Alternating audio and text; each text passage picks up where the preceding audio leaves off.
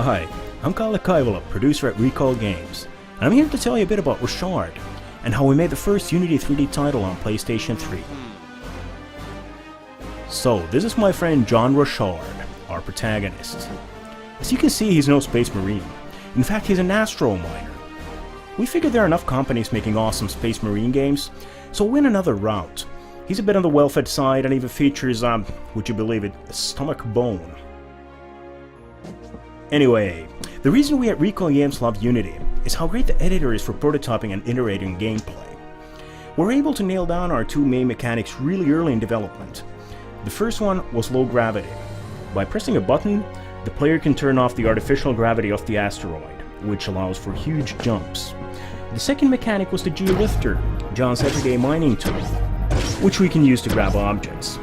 Being able to implement these mechanics really early in development allowed us to layer gameplay at a rapid pace. For example, combining these two mechanics, you perform what we call a recoil jump. The designers really went wild with the editor. Here's a little example of a puzzle using G-Lifter.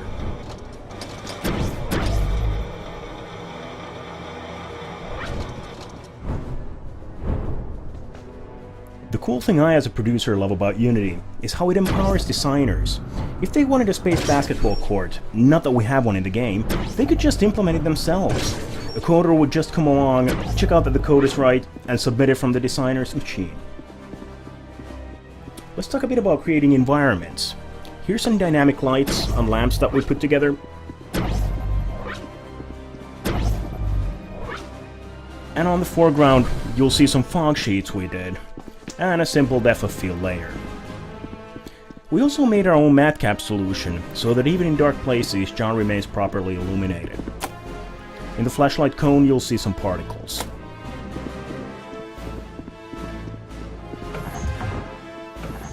Here's a fun place our designer put together for this demo. Creating functionality is super easy.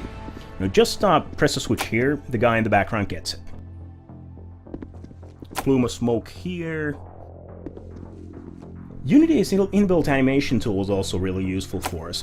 This animation was built by a level designer, not our animator. It's really useful for either first pass animations or final quality, depending on what you're doing. Let's break some of the glass here, and down they come. And once again without disco lights. Okay, here we get to meet Skylar, our leading lady. We always knew we'd have limited time to make our cutscenes, so we picked up a head tracking solution from Unity midway through development, and ended up saving precious animation time there. And here's one of our enemies. Not too bright, just the way we like them. Our hero does have a gun, but early on in development we found what players really want to do is this. There we go. Once again, we iterated on these core features early on, and we're able to mix and match to find all kinds of fun things to do with the existing gameplay elements that we have put together.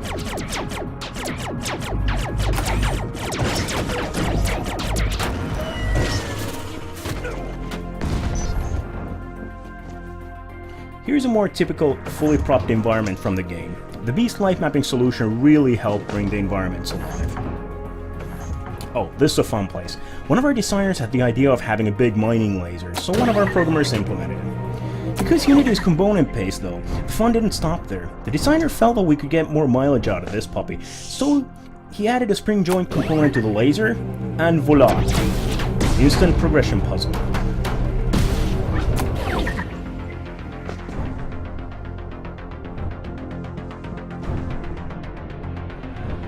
A little bonus feature we got from Unity's collision layers was these force fields. So, red force fields allow objects to pass through, but not humans. Blue ones, vice versa. And this guy here is an energy force field. Weapons fire can't pass through, and I'm the one with the G-Lifter, so sucks to be them. We're nearing the end of the demo here, and let's just do a bit more combat. There we go. And we can call the elevator or skip it altogether. And we're home. We end the demo at John's trusty spaceship. Thank you for listening, and don't forget to check out Unity 3D and Rochard. This is Skylar signing off.